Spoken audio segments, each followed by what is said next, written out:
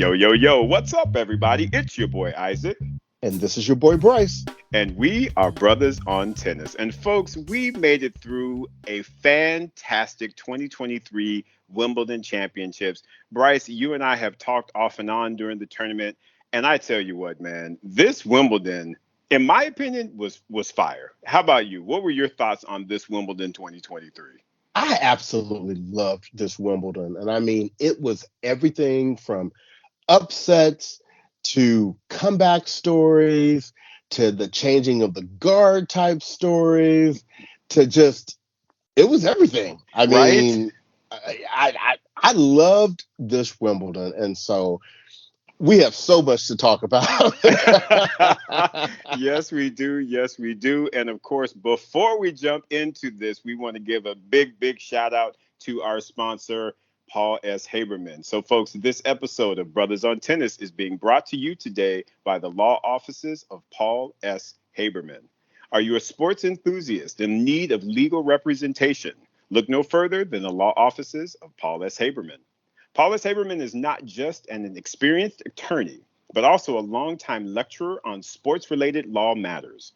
He's currently presenting Everyday Sports Law, a continuing legal education lecture for attorneys in sports and entertainment law, was named to the Super Lawyers New York Metro Area Rising Stars list for 3 consecutive years and has been a valuable resource for sports professionals for over 15 years. In fact, Paul S. Haberman once managed a world level junior welterweight boxer and former Olympian.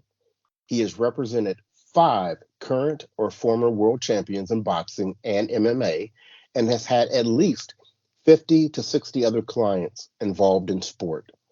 From contract law to health care law to intellectual property law, Paul S. Haberman covers it all. Don't let legal issues hold you back from achieving your dreams. Call the law offices of Paul S. Haberman today at 201 564 0590 to schedule a consultation. That's 201 564 0590. And for those in the back, it's 201 564 0590. Let Paul S. Haberman fight for you both in and out of the ring. So, Bryce, we have a wonderful tournament to recap. Wimbledon 2023. I don't even know where to begin. There's so much spice in the last week that we encountered, bro. Where do you think we should start off? I know where we should start. Let's go. Let's go. Let's let's go. let's start with the future of our game. All And right. shout out. There's so many. Look, if when you pay attention to the television and the media and all of that, you're led to believe that, it's just kind of the men's singles and women's singles and maybe some doubles here and there, whatever. But at all of these majors, they have, the mixed invitationals where you have Mhm. the legend players that play, you have the juniors, the boys and the girls, and they have singles tournaments and doubles tournaments, and it's a lot. And you even have the wheelchair and the quad Right. wheelchair events, so they don't get a lot of publicity, but they do happen and they are major events for those communities. So That's shout right. out to all those winners, but we in particular want to shout out the girls winner this year. Uh, we had Clervie Ngounoue, who Yes. is, we've talked about her before. She won the girls singles and doubles at Indian Wells. She won with her partner uh, the girls doubles at Roland Garros this year. Right. Right. And coming into Wimbledon as the number 2 seed, she took the title with two whole biscuits, Two whole 2-2, biscuits. um, over her Czech Republic opponent.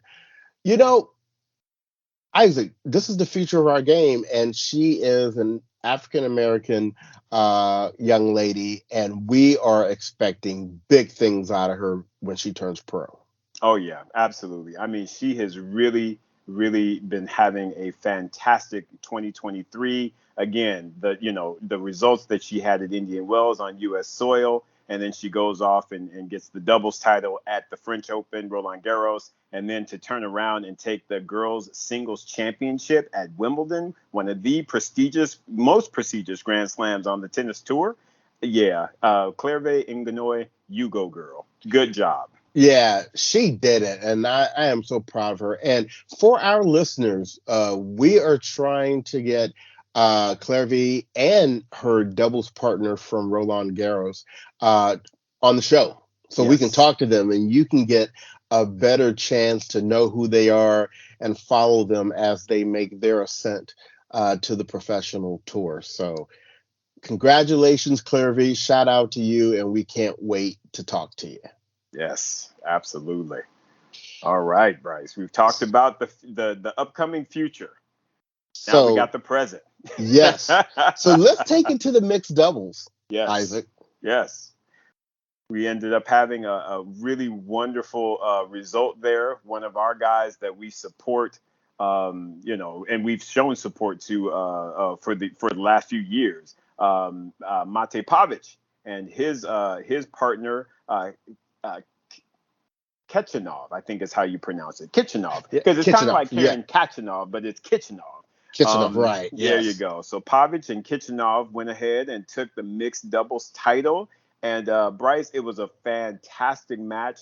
They were putting on a great show, great ground strokes. Kudos to Vliegen and Zhu for the fight that they gave. It was a really, really good match. Again, had to go to that third set. But Pavic and Kichinov pulled it off, man. And what I thought was very interesting was in the second round, Pavic had to play his men's doubles partner in the mixed doubles draw against Mektic and Bernardo Pera. That's right. And we know that they've had some struggles in the last year, and I guess Pavic was here to say, wasn't me. Right? Wasn't me. I'm still out here winning titles. I'm still out here winning titles. And there you go. So yeah, it's really good to see at least half of that partnership finding some success. Wasn't me. Wasn't me. I did that commercial and that song. Wasn't me.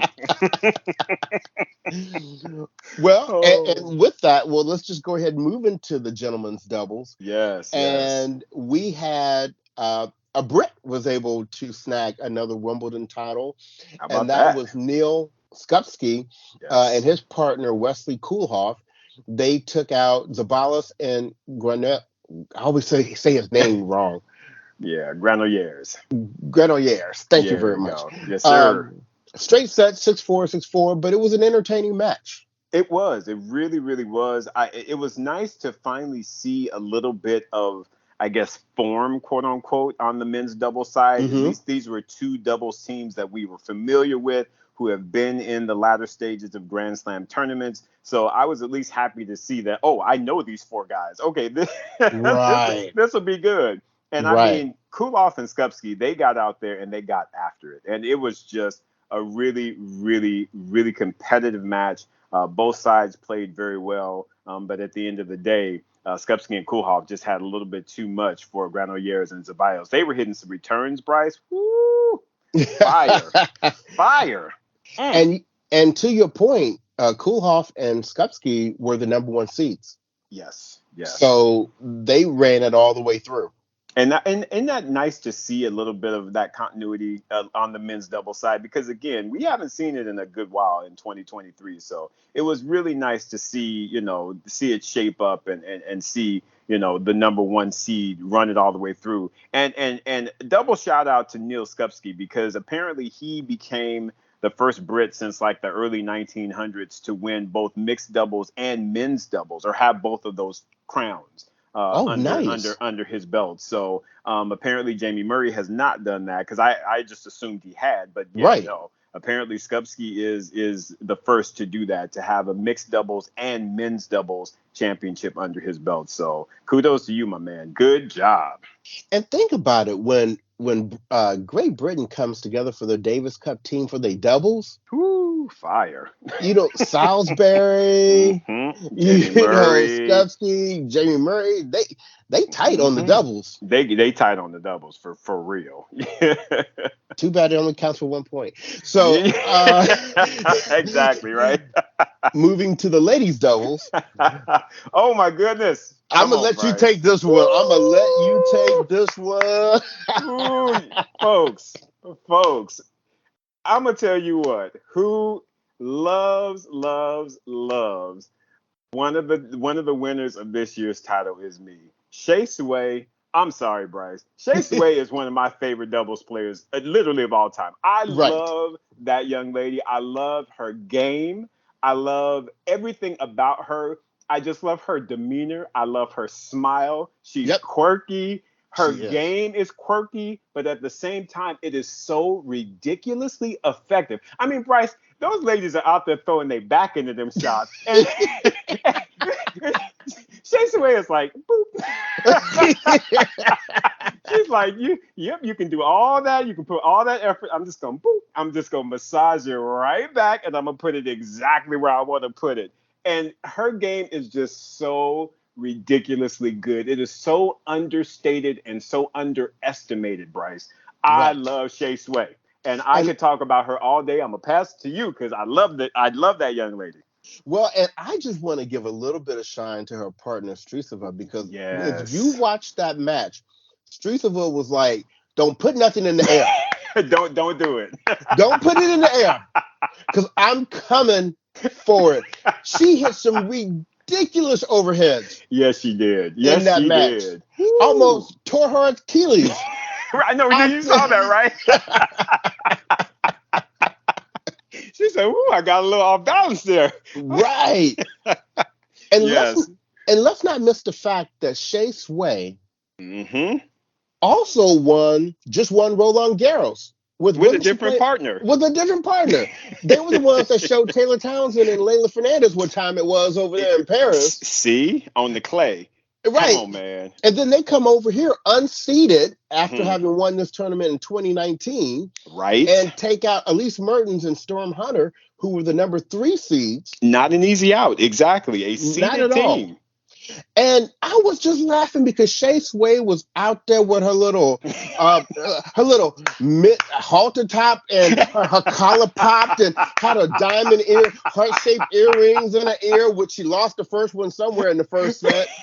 I mean, But did you catch the lip gloss too? My girl was yes. styling. My girl was styling up on the court, Bryce. Wait a She was. minute. Did you see the picture of them at the champions dinner? No, I did not. Okay, everybody needs to go look at her and Strisova's picture from the champions dinner. She out there like popping like what? All right. I don't know what they got going on in Taipei, but she got glammed up for this championship and took her another title, man. Look, she Right? better make the Hall of Fame. I mean, come on. She's coming from Taipei. I mean, come on. She by far should make the Hall of Fame, especially based on some of the folks we've seen getting into the Hall of Oh, Fame. Yeah, right. yeah, yeah. Shea Sway need to be up in there big time. Like I said, Bryce, I am so impressed with that young lady. I have always loved her and her game, just her aura, her style, just everything about her is just, it's just chill. It's like she plays like she's just walking on the beach. She's just like, Mhm. hey, I ain't got no concerns. I know what I'm doing. And y'all can put your back out if you want to. I'm just gonna play my game. Because they was trying to hit them balls hard. And Shakespeare was like, boop. She just massaged them back, boop. I mean, at least Mary's was putting her back in them shots. She was. And She really Shakespeare was just was. kind of like, I'm gonna just play y'all like this. And like you said, Barbara Streisova, and let us also not forget, folks, Barbara Streisova just had a baby. She She did. is a mom. So not Mhm. only did she get her a Grand Slam title, but she got a Grand Slam title as a mother, y'all. Yep. Come on now. I'm I'm loving the Bruh. number of moms. You know, we're about to talk about another one in a minute. Yes, we are. But I'm loving the fact that having a child for a woman on the WTA tour doesn't now mean that you're retired. Exactly. Right. Exactly. Yep. You can be like exactly. any other profession, take your time off that you need Mm-hmm. to, deliver and bond with your child. But That's when you're right. done, you can Come on come back back. to work and do You your can come thing and back. continue your career. Mm-hmm. And we're seeing it more and more because we already know that, our girl announcer, oh, give me her name. I just didn't slip me that fast. Wozniacki. Caroline Wozniacki. Exactly. Caroline's like, if these girls out here doing this, let me dust off my racket and get on back out here because I got Right. a couple good more years left in me. Yes, I do. Yeah. Come Yeah. on now. And you always wonder, what does that say for the state of the women's tour? Right. That Right. because you would hope it would be like they would feel like, wow, I Mm-hmm. can't come back and play at that level. No, Right. they're like, No. Yeah, you can. oh, we can get with this Exactly, for bro. sure. So, like I said, Streets of us showed up and showed out, and as always, Shea Sway. Shea Sway ain't got but like 4 titles, and she about to be like the number one player in the world. It don't make no sense. She's like, I'm coming after number one. We won't see her again until the U.S. Open. You know. And we'll probably see her in the finals there too. I Yep, tell you, exactly. awesome, So awesome. awesome to those ladies for taking the ladies doubles title. Yes, absolutely. So we're gonna keep it moving on, and we'll keep it with the ladies on the Yes. ladies singles title. And No. Isaac, like you and I were talking privately, Yes. we need to know. Reveal yourself. Whoever called that Vondrousova was going to take this title, Yeah. we need to holler at you. We need to talk to you. Because you know something that we, Vondrousova, nor her mama know. You know what I'm saying? Because none of us expected her to win. Right? No, not even her mama. No. Not even her mama. Mama was like, baby, I come on back home. I'll make you a good meal during the second week of Wimbledon because that's how that was going down. Yes, it was. Right, exactly. Come on back home. Well, Isaac, come back, baby, come back. Come back, baby, come back. Right? Right.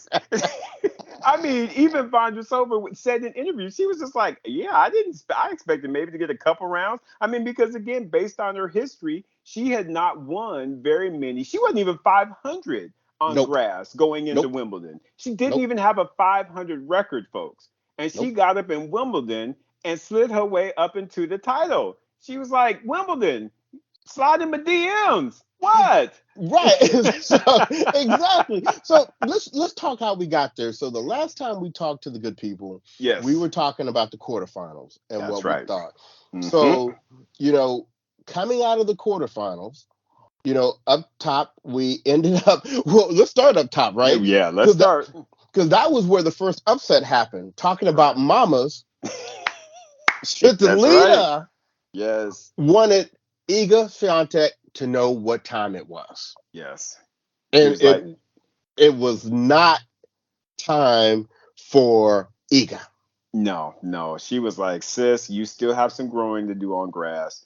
Let me show you how you really play on this surface. And it was a hotly contested match. You had to have thought, hey, 7-5, she lost the second set. You had to think that Swiatek had the momentum, but Svitolina was like, nah, sis, I'm gonna hand you this whole biscuit and I'm gonna walk away. And that's what she did. And I still need to understand, Isaac, where that forehand came from. I know Where where it did came from. Svitolina? It came from Monfils. It had to. Well, no. It came from holding up baby Sky. Because when you have to have that baby in your right arm, lifting them up and down, in and out the crib, feeding them. That's that baby. That baby made that right arm strong. She was like, woo. She was like, this racket don't feel like nothing. It feels like a feather compared to this baby. She got out there and was like, woo, I can swing now, boy. What? Oh my goodness. Swiatek was not ready. And this ready, and at least this made me feel even better about Venus taking the L. Right. Right. Exactly. She, like I said, Venus came in there. She just had a bad draw. That was a bad draw because Svitolina she had momentum. She's been coming back slowly but surely. And like I said, she had great matches under her belt. So she went into that match and she wasn't afraid of Venus. And unfortunately, like I said, she had to take it to her, and that's what happened. Right. Yeah. So we got Svitolina in Yes. the semis, Mm-hmm. and we were thinking she was going to face Pegula. Well, she should have But faced Pegula. Let's well, let's let's talk call about that. this because we have been bringing this up a lot Oh, recently, right? oh, There Bryce. seems to be a block kind of at Yeah, that quarterfinal, semifinal stage for yeah, Jessica Pegula. yeah. What's going on? I wish I could call it Bryce because it really hurt my heart to see Jess lose that match, and she did. She lost it. It wasn't that. It just simply put, she lost it. She was up 4-1, had a chance to go up a double break in that match, a double break, and it just and you know, and taking nothing away from Vondrousova, she played good tennis, but there was a point where she pretty much acted as though she had given up. She was playing points all fast, and you know how they just do, like, oh, I don't care, so I'm just going to start playing real fast and not really even think about the points I'm playing.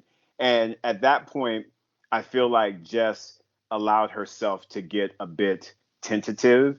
And in truth, she could have slowed her down. She could have done some things, in my opinion, that could have allowed her to kind of keep control. And she didn't do that.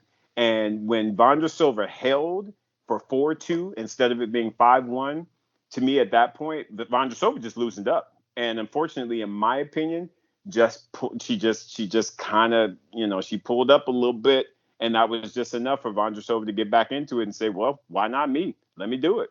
And Right. she did it. I love it because watching Vondrousova, it just looks like sometimes she don't even know where she at. See You know what I'm saying? It just be like, see ball, hit ball. Oh, I ball, hit ball. won? Right, I did. Did I do that? I love it. I love her spirit that she has on Yes, the court. I do as Um, well, bro. And mind you, folks, I know some of you may not know Vondrousova's name, but she has some really strong accomplishments. So she's yes. made the French Open finals, right? Yep. She lost to Yeah, Barty. lost to Barty, and I believe she's made the semis of another Grand Slam, if I'm not mistaken. So it's Well, not like and she's she's also yes. the silver medalist from the There it Olympics. is. That's the one I was thinking about, not the Grand Slam, but the Olympics, the silver medalist to Bencic. And So yeah, go ahead. and Go on, call it she out, bro. she was the number one junior in the world. Oh no, I did not. I didn't know that. Yes. Ah, very nice. So So so so she ain't new to it. She no, got game. She she got does. game, and she's been out with the wrist injury, I believe it was she Right. had. But no one could have predicted that she was going to come back No, like this. no. So to me, again, while I'm really impressed with the fact that Vondrousova was able to get out of that match with Pegula, it to me still is a bit of a black eye, if you will, on Pegula because she Yes. should have won that match. She should have, Yes. I and agree. there's no excuse, honestly, for her not to have won that match. And so again, but Bryce, it goes back to the point that you made. They're going to have to start really figuring out something. Bryce, I know this won't be popular, but this is my personal opinion on it. Hmm. I feel like Jess Pegula may need to do what Sabalenka did. She may need to stop playing doubles until she can Ah, get her singles game right. Because Sabalenka was playing all them doubles, but then when she was like, you know what, I need to focus on singles so I can get after this Grand Slam, and she did exactly that. Because remember, her and Mertens were big time partners, and she broke that off to play singles. And look at where she is now. She's holding the Grand Slam title. I what? think, unfortunately, that Jess Pegula may need to break after this year. I think they'll make the championships this year, her and Coco. But in my opinion, I feel like she needs to stop playing doubles and focusing on her singles. And I tell you what, that wouldn't be a bad thing for Coco either because Coco could use some extra Mm-hmm. time working on that On forehand. that forehand, exactly. Exactly. So it might be good for both of them in terms of their singles careers. Correct. Correct. Because that's what I mean. At the end of the day, folks, that's how we measure our tennis players, especially in the U.S. It's by Right. singles Grand Slams. So we can appreciate that they are doing it in the doubles. That is Right. awesome. But at the same time, our expectations are they are going to be chasing after and contending for grand singles, grand slam championships. And Right. and to me, they need to change up. They need to change some things up, and especially Jess Pegula, because in my opinion, this is just I hate to use this word, but it's unacceptable to be at this point in your career having been a part of the top 5 in the world, and you can't even say you've made a semi of the Grand Slam of any of them yet. Right. It's like That's a she is problem. the female version of Rublev.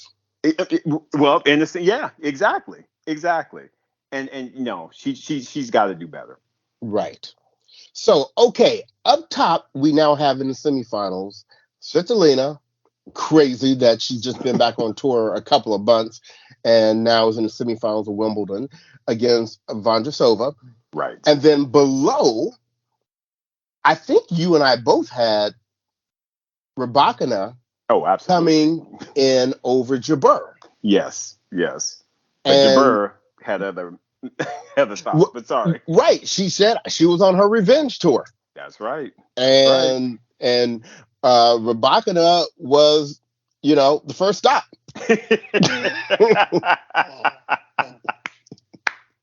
Exactly. Exactly. And Jabeur lost that first set to Rybakina in a tiebreaker, and then she just kind of rolled a little bit. The second Yeah. set was good, 6-4, but then she said, Eagles always open up these bakeries. I wonder what that's like. Let me go ahead and try this one time. Let me try it, right? Oh, one Woo! breadstick later. Man. And Bryce, you talk about not seeing that coming. I honestly would not have thought that Ons Jabeur would have the game to be able to give Rybakina a breadstick on grass. That to me was extremely surprising. Right, right. Yeah, yeah. So then we have Jabeur returning Mm-hmm. to the semifinals. Yes. And then we had the matchup people were very excited about, the very Yes. definition of big babe tennis. That's right. Sabalenka versus Madison Keys. And all I'm going to say is Sabalenka was like, what's that quote from Bruno Mars? Players only. You 2-4? Were you surprised that it was Oh, that straightforward? I was surprised, Bryce. I'm going to be honest with you. The form that Maddie had shown coming into that match, I really thought that was going to be a more hotly contested matchup. But I think it goes to show that the game style of both Sabalenka and Keys. Keys hits a very, very flat yet powerful ball, whereas Mm-hmm. Sabalenka hits a very powerful ball that has spin. It has margin. And that to me was the big difference in this match is Maddie couldn't handle the power along with the fact that Sabalenka had more, more ratio, if you will, more ratio to error, if you will, on her shots. Yeah, Right. she couldn't keep up. And she's not used to someone being able to overpower her. And that's exactly what Sabalenka was doing. She was hitting some shots. She's like, man, anybody scared of your power. I got power. I got it. So you can come with them 80 degrees, those 80 mile per hour serves all you want. But understand and know I got that coming back at you. Right. And so then that gives us another super matchup in the semis at the bottom of the draw that we'll just go ahead and move into that of Sabalenka versus Jabeur. Yes. And Jabeur was like, let the revenge tour continue. Let it continue, right? Wow, Bryce. Again, shocked. And she did the same thing that she did with Rybakina. She Mm-hmm. dropped the first set tiebreaker, but then she just regrouped and she was like, "All right, we gonna have to do the same thing we did before." And she just mentally locked in. It was so very impressive. And we have to say that, unlike the obvious kind of crack that we saw from Sabalenka in the French Open, it, Mm-hmm. it, it wasn't as kind of quote unquote obvious, but she did her level definitely dropped at the back end of that third set. And Ons Right. Jabeur just took it home. She took it home. She was just like, ain't nobody scared of winning here. So Right. I'm about to take it. And she did just that, bro. And what I thought was very impressive was that this puts Jabeur back in the finals again. Mm-hmm. Mm-hmm. And she ended up beating the two people in the bottom half of the draw that everyone kind of thought was were the favorites, right? There Exactly. were so many people that were picking Sabalenka or Rybakina to win the title. And so Right. she had taken out both of them. And not only did she take out both of them, she's looking at, hey, my opponent in the finals is either going to be Vondrousova or Svitolina. Right. Exactly. And I let's am ready for and one this. and one more, Bryce. You said two, but actually it was three because remember she took out Kvitova before she took out Rybakina. Yeah, yeah. I guess some people were saying Kvitova, yeah, was a contender for this as well. Yes, I exactly. mean, I mean, she took out all the big babes. I mean, Yeah, just had such an incredible run. So, like you're saying, when she got up in the final and saw she was either going to play Svitolina or Vondrousova, she was yep, licking her chops. yep. Uh, Mm-hmm. um, but let's talk about that. So, Yeah. in that match, I must say I was pulling for Svitolina because Mm-hmm. I love the comeback story, even though Yes. Vondrousova is a comeback story as well. Right. Right. But Vondrousova was like I said, I don't know if she knew she was in the semifinals or not, but she she went out there and swung that racket, didn't she? Yes, she did. I honestly feel like once she got past Pagula, once she, like I said, once Pagula basically gave her the escape key and she got out of that match and got into the semis, I feel like Vondrousova felt like she was playing with house money. And so she was like, I'm just going to swing. I'm just going to swing out and we just going to see what happens. Yeah, And that's exactly what she did, in my opinion, in that match. She, she swung out, didn't have a care in the world. I feel like in that match, Svitolina allowed the moment to finally catch up to her. yeah, And I feel like she did, and she even said this in her interview. She did not play her best tennis, and right. there were times where she just, she should have kind of pulled back a little bit on the forehand or been more aggressive. And like I said, she just couldn't find or strike the balance. Whereas Vondrousova was like, I'm playing with house money. I'm just going to go out here and do what I do, and we just going to see what happens, right? And Right. that's exactly what happened. And unfortunately for Svitolina, it was a straight sets lost. Yeah, it was. But you know what? She couldn't have been mad with her result You making the would hope not. semifinals. I Right. mean, I know players go out there with the expectation of if they play well, they have a shot of winning. Right. But I'm thinking when she entered the tournament, did she really think semifinals of Wimbledon? Right. Uh-huh. Because if so, her confidence real high. But Real high. she has to look back and say quarters at Roland Garros, semis at Wimbledon, having been back on tour for what 3-4 months. Right. The future looks bright for her. Looks very bright. Absolutely. Hell, she might be trying to go finals US Open. Hey. Hey, Why it could not? happen. It definitely could. Maybe she'll be facing Wozniacki in the final. Right? Two That would moms. crack me up. Right? But anyway, so we have the finals now. We Yes. have Jabeur and Vondrousova, and Yes. going into this match, Jabeur is the overwhelming favorite, Yes. which I think actually put a different type of pressure on her Absolutely. because 100%. she wasn't the favorite the last couple of times she was in finals, Mm-hmm. right? Right. So, Isaac, what happened in that final?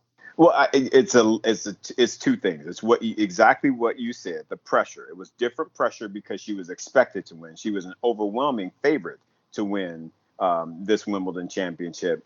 And I think the second thing is, I believe that her revenge tour took a lot of energy out of her. Mm-hmm, Again, mm-hmm, she beat some major players. To beat Kvitova, to beat Rybakina, to mm-hmm. beat Sabalenka. Those last two in three strong sets, to do all of that going into the finals and the championship, that in itself was a level of pressure from the sense that she didn't come in with 100% energy. So you come in not having full energy, you come in with this overwhelming expectation that you're going to win, and you're playing someone that is head to head 2-2. So that person ain't scared of you. Nope. Vondrousova was not scared of Ons Jabeur going into that Mm-mm. finals. She was like, "Oh, we good." And She had beaten her besides, twice this year. yeah, and she's like, I'm playing with house money. Why am I gonna be concerned? And Right. unfortunately, we saw that unfold in the match. I think that, initially the first set, everything was good up until, again, you get to those later stages. And that to me is when you saw Ons Jabeur really, really feeling the pressure and not Mm-hmm. having the energy and mental fortitude to be able to fight through it. I was able to relate to what I was seeing with Jabeur. I saw Mm-hmm. the nervousness. I Oh, yeah. saw the cement feet and Yep. not moving. I saw the not swinging all the way through when you got the jitters. Right. Uh, I saw it immediately Mm-hmm. in her game, and I feel bad for her just because she carries the weight of her country Right. on her shoulders. But she went in there as the most successful grass court player over the last couple of years. Mm-hmm. And so we knew it hurt that day, but hopefully she'll look back and be like, okay, I'm so glad she had Kim Kleisters in Right. her corner to be able to say, hey, Right. look, I was the same way. I got Mm-hmm. beat up my first couple of, Grand Slam finals, but Yep. Yep. it's coming for you. It's definitely It's coming coming. for you. And I believe that, Bryce. I really do. I think Ons Jabeur has the game to be able to snag a Grand Slam title. I really, really Oh, do. yeah. Yeah. So like you said, I know this one definitely hurt. But at the same time, if she keeps doing what she's doing, she will definitely be holding a championship. And honestly, it can be either of the four. I honestly believe that her game is diverse enough that she could win any of these slams. So she's Mm-hmm. she's she's going to have her one for sure. Right. And also, this is something we have to start talking about with Vondrousova as well, Yep. because we knew she could play on clay because she made it to the Roland Garros finals. Hmm. We know she can play on hard court because she was a silver medalist at the Olympics on hard courts. Right. Grass was the surface we thought she couldn't play on, and that's the one where she got to play. Where she got the plate. Exactly. It's crazy. It is crazy. So it'll be interesting to see what we see, what happens with that young lady going forward. Because again, she's got game. She's definitely Oh got yeah. game. And again, that lefty swing, she's got a lot of wonderful elements about her game that will worry a lot of the other ladies on the tour. So it just excited to see what's to come with her. So shout out to you, Miss Vondrousova. Congratulations, and we look forward to seeing what you do next. Yes. Now, Now. let's get to the match that everybody was looking forward to from day one. Yes, And yes. I think we both had called, Alcaraz, Djokovic in the finals. Yes, we did. Yes. And so I tell you what, I'll be very honest with you, Isaac. I hadn't been this excited to watch a match probably since, well, it was probably Medvedev, Djokovic at the U.S. Open.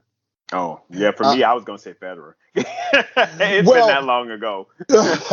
yeah, I was, especially since we had called the Medvedev over Yeah, over Djokovic. Djokovic in that. I, I, Yeah, I was, that's I was, true. I was pretty locked into wanting to watch that. But believe me, in my mind, I was thinking probably since the last time Roger and Nadal Yeah, played. Nadal play, right? But Oh, this was the matchup that was potentially the changing of the guards, right? correct. We had the reigning champion, the four-time consecutive champion, the member of the big three, Hmm. supposedly the best grass court player on the men's tour against the heir apparent. Yeah, yeah, yep. Um, and this was the final that we both called. Um, I, from the very start, felt that Alcaraz was going to take this. Yes, you And did. the reason why is because when I was comparing the two, when I looked at Djokovic, there were really two things that I gave him the edge on. Hmm. I gave him the edge on experience Right. because clearly no one had the experience and success there that he had. Right. And I also gave him the edge in terms of probably being the better mover on the surface. Mm-hmm. Mm-hmm. Yep. In all honesty, everything else I had in Alcaraz's court. Mm-hmm. I Okay. had I gave Alcaraz the serve, I gave him the ground strokes, I gave him the offensive weapons, Mm-hmm. I gave him at least somewhat equal to Djokovic on defensiveness Right. and defensive skills. I put his camp, who he had behind him, Oh, right. Yep. Yep. there. I put him being number one in the world. Mm-hmm. I put the fact that, in all honesty, he beat Djokovic once and was probably going to beat him again had it not been for the cramps. Right. Right. Mm-hmm. Mm-hmm. So I put in his camp his ability to play big points well, and his lack of being intimidated by the moment or the opponent. Right. Right. And I just felt like this was going to be the moment. And something that, like, I think you mentioned very early on, I think he was employing this tactic very early on of, oh, Djokovic is the favorite. Mm-hmm. He's the champion. Oh, he's the one who's favored to win. Always deflecting, Right. Right. that it's Djokovic. Don't look at me, even though I think I'm gonna come drive him. Uh, you know, let's keep it focused on him. And um, and Isaac, that was one of the best matches I've watched in a very long time. Yeah. Yeah. I would have to agree with you there, Bryce. It was an outstanding final for the men's championship. I mean, it had it all. I mean, just ebbs and flows. It went the distance. It went to 5 sets. I mean, just fantastic tennis playing across the board.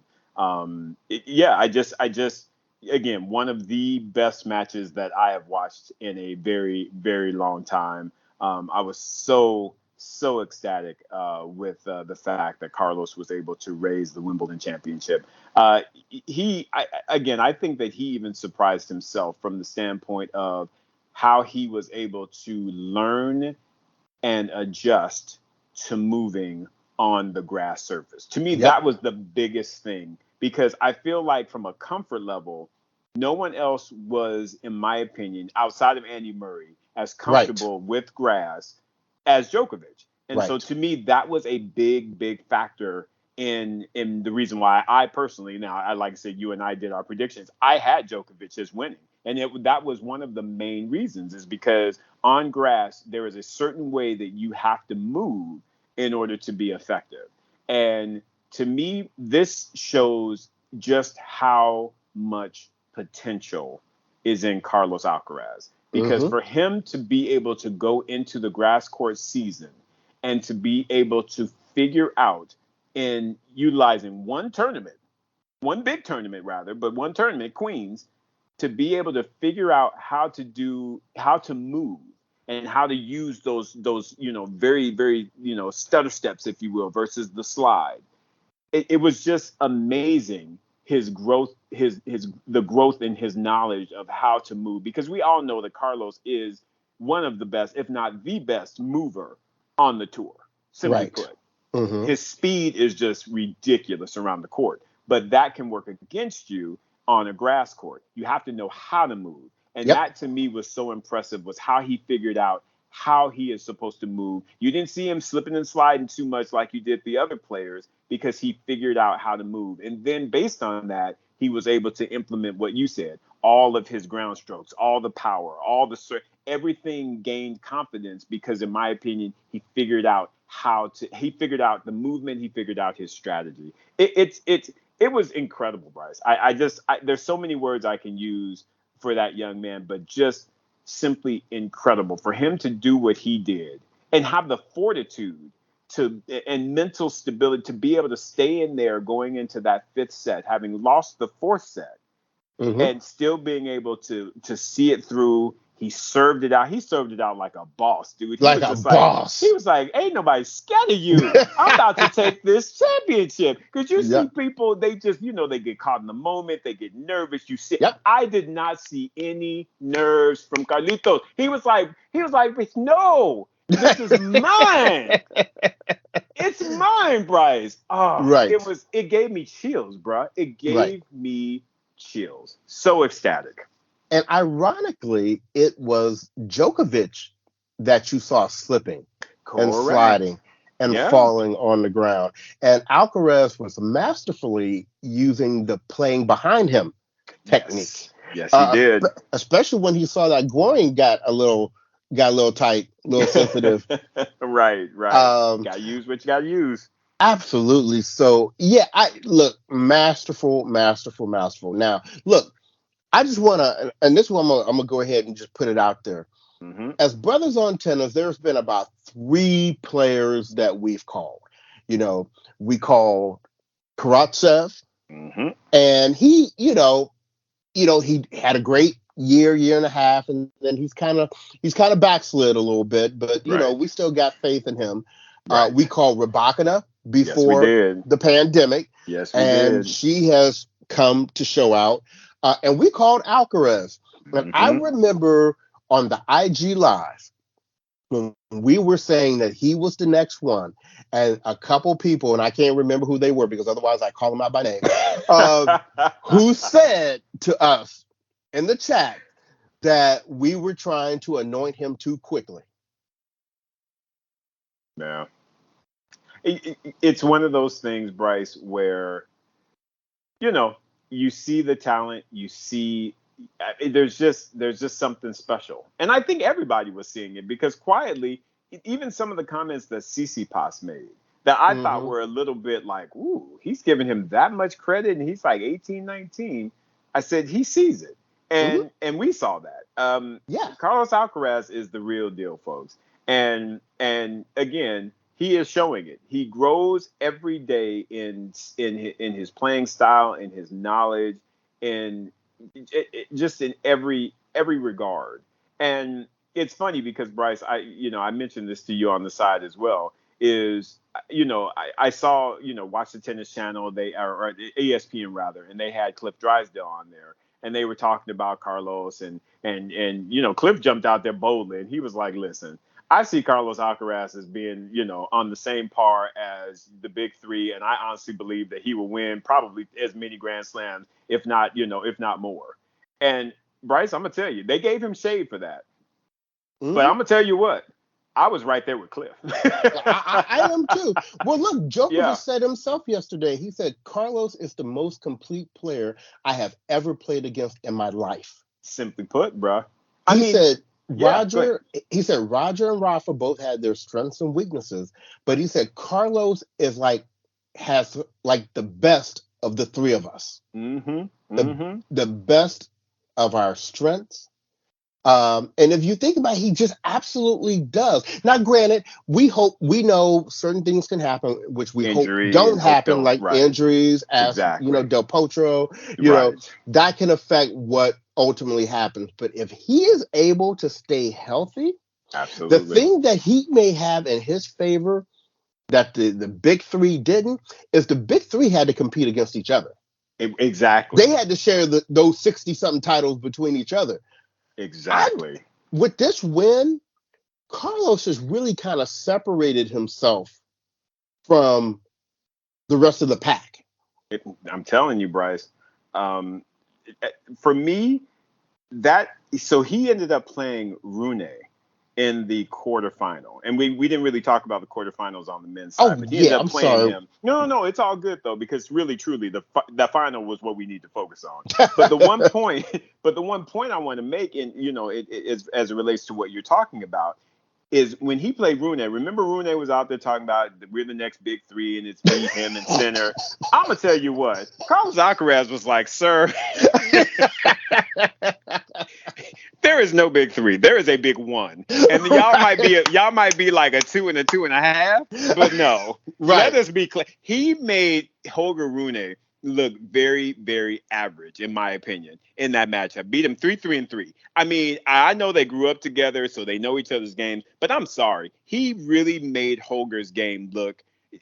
I'm not gonna say anything negative about Holger's game because it is a great game, but he made it look very average. And I just in matchups going forward, I honestly don't think on any of the surfaces, I have a hard time seeing Holger being able to beat Alcaraz on the regular. I think he All will right. maybe get one or two, but honestly, I think it's going to be a very, very lopsided head to head, if I'm being honest with you. Right. And you're right. I mean, he beat him in straight sets, 7-6, 6-4, 6-4. But here's the interesting thing. The one player that I would say, like, okay, behind Carlos, who I would Mm-hmm. put, Uh-huh. is Medvedev.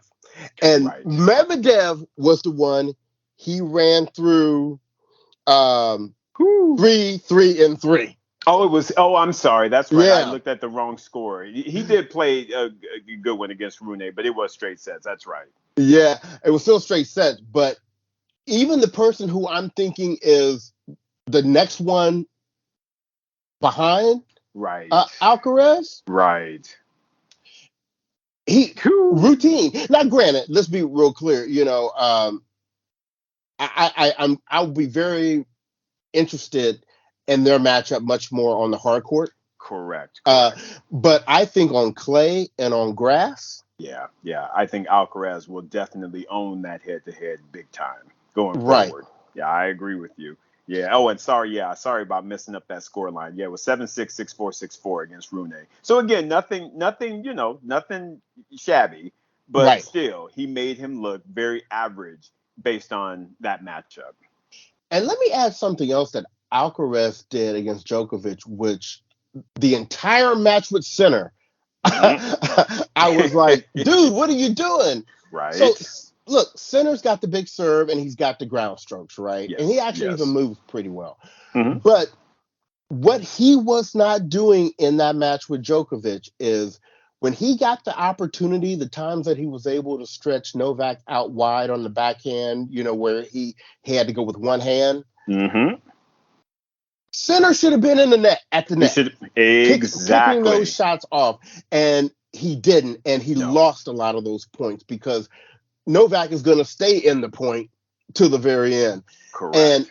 Alcaraz did that to Novak all day long. Yeah, he did. He did. And that's the thing that at least for Sinner, like I said, I love Sinner, love his game, but again, I think he's got to work on that net game big time. And just I think again his movement on grass just needs a little bit of a tweak because even Darren Cahill said it as they were talking about, the matchup. Djokovic went out there and played Sinner's strength. He played his Mm-hmm. forehand, and he made him uncomfortable because he didn't have his footing right in order to hit the forehands he wanted to hit. And then you started seeing him hitting error after error on the forehand side, and he just basically broke it down. And you He know did. what's really funny, Bryce? Going back to the Alcaraz Novak Djokovic match, I feel like Alcaraz broke down Djokovic's forehand. I really He believe did. he broke it down. He was like, I'm gonna keep going to this thing because I got you. I Well, got you. well, you know what else happened when Novak did what Novak does, and Right. he took his racket and he hit it against that post.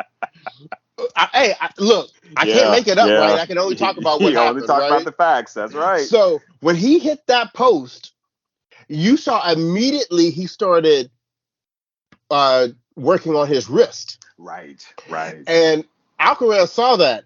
And at that Hmm. point, you started seeing a lot of balls go to Novak's forehand, and he Right. started spraying those forehands. That's right. That's right. It was the frustration, and it was just, he was like, I can't get this little kid off me. It's like he just couldn't get him off of him. And like I said, bro, it's just such an incredible match. It was so, so good. Oh, so congratulations, Mr. Carlos Alcaraz. You are now a two-time major winner. You got the big two, the US Right? Open and the Wimbledon. And like I said, with the exception of those cramps, Mm-hmm. He really should probably have Roland Garros on his belt too right now. Right. But we know conditioning is part of the game, so we'll keep that in there. But yet, what a wonderful, wonderful tournament we had. Absolutely, Bryce. It was so very good, and we are so ecstatic to have been able to take part in it and to watch it. And folks, we hope you enjoyed it as well. And before we close, we don't want you to forget. Again, if you need legal representation, we want you to look to the law offices of Paul S. Haberman. Once again, he specializes in sports related law, but covers a gamut of areas connected to it, from talent agreements to royalty disputes to medical malpractice or negligence to photography agreements to even podcast agreements. Gonna holler at my dude. Yes, sir.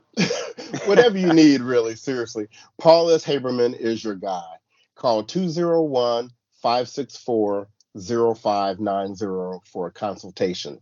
Again, 201-564-0590.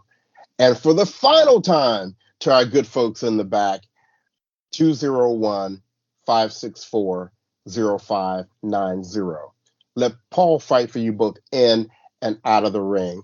And look, we just want to shout out Paul S. Haberman one more time for sponsoring our Roland Garros and Wimbledon episodes this year. We greatly appreciate the support.